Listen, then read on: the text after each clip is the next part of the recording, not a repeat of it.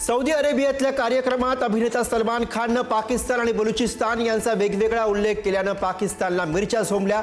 सलमान खान पाकिस्तान सरकारकडून दहशतवादी घोषित।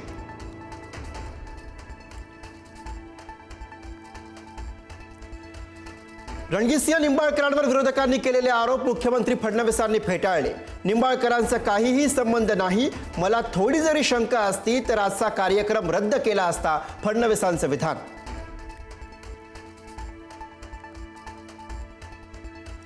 निंबाळकरांना क्लीन चिट द्यायला फडणवीस तपास अधिकारी झाले का? अंबादास दानवेंचा संतप्त सवाल। निंबाळकर आणि त्यांच्या पीएचा सीडीआर तपासण्याची मागणी।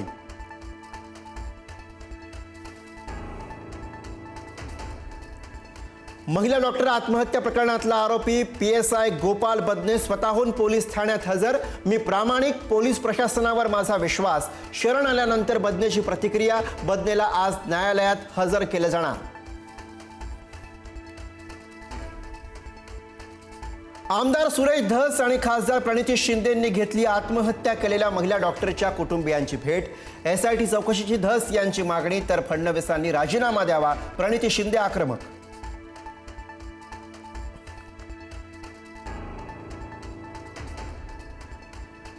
फलटणमधल्या डॉक्टर आत्महत्या प्रकरणावरून राहुल गांधींचा भाजपवर निशाणा।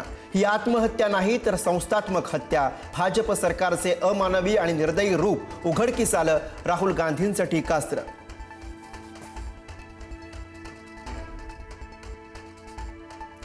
धंगेकर हा अन्यायाविरोधात लढणारा कार्यकर्ता, भूमिका भाजप विरोधात नाही, हे धंगेकरांनी आधी स्पष्ट केलंय। उपमुख्यमंत्री एकनाथ शिंदेंचं वक्तव्य।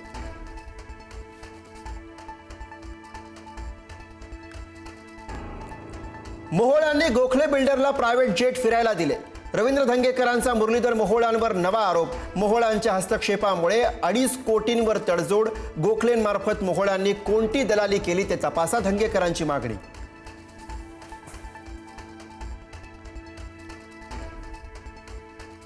शिवसेना पक्ष आणि चिन्ह सुनावणीची तारीख जवळ आली की दिल्ली वाऱ्या वाढतात। शिंदेंच्या दिल्ली दौऱ्यावर संजय राऊतांचा निशाणा। शिंदेंचा पक्ष हा भाजपचा अंगवस्त्र, राऊतांची बोचरी टीका। राज ठाकरे ऍक्शन मोडवर, थेट शाखाध्यक्षांकडून मागवला मतदार यादी संदर्भातील अहवाल। 1 नोव्हेंबरच्या मोर्चाआधी मतदार यादींचा अभ्यास करून घोळ समोर आणण्याचे आदेश।